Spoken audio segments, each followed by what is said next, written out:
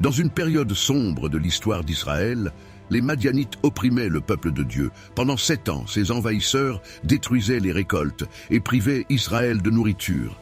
Les Israélites, désespérés, crièrent à Dieu pour obtenir de l'aide. C'est alors que l'Éternel choisit un homme inattendu pour devenir leur libérateur. Gédéon, un jeune fermier issu de la plus petite tribu d'Israël. Un jour, alors que Gédéon battait du blé en cachette pour éviter les Madianites, un ange du Seigneur lui apparut et déclara « L'Éternel est avec toi, vaillant héros ». Surpris et plein de doutes, Gédéon répondit « Si Dieu est avec nous, pourquoi tout cela nous arrive-t-il » Mais l'ange l'assura que Dieu l'avait choisi pour délivrer Israël. Incrédule, Gédéon demanda un signe. L'ange fit jaillir du feu d'un rocher, consumant l'offrande que Gédéon avait préparée. Convaincu, Gédéon bâtit un autel et se mit à obéir à l'appel de Dieu. La première mission de Gédéon fut de détruire l'autel de Baal et le poteau d'Astarté dans son village. Craignant la réaction des habitants, il agissait de nuit.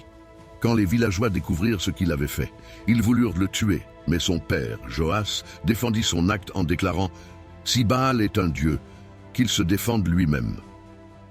Gédéon fut ainsi surnommé Jérobaal, signifiant que Baal se défende. Peu après, Gédéon rassembla une armée pour combattre les Madianites, mais il était toujours en proie au doute. Il demanda à Dieu 2 signes. Il plaça une toison de laine sur le sol, priant pour qu'elle seule soit mouillée par la rosée, tandis que le sol resterait sec. Dieu répondit favorablement. Puis, Gédéon demanda l'inverse, et Dieu accomplit de nouveau le miracle, renforçant la foi de Gédéon. Avec 32 000 hommes, Gédéon se prépara au combat. Mais Dieu dit, « Ton armée est trop grande, car je veux que tout Israël sache que c'est moi qui leur donne la victoire. » Gédéon renvoya ceux qui avaient peur, réduisant son armée à 10 000. Mais Dieu trouva encore ce nombre trop élevé. Il fit passer les hommes par une épreuve. Seuls ceux qui buvaient l'eau en lappant, comme des chiens, furent retenus. Finalement, Gédéon n'eut que 300 hommes. Avec cette petite armée, armée de trompettes, de torches et de cruches, Gédéon attaqua le camp des Madianites en pleine nuit. En brisant les cruches, en brandissant les torches et en sonnant les trompettes, les 300 hommes semèrent la panique parmi les Madianites.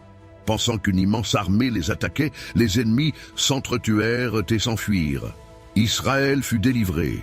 Gédéon refusa d'être roi, rappelant au peuple que c'est l'Éternel qui règne.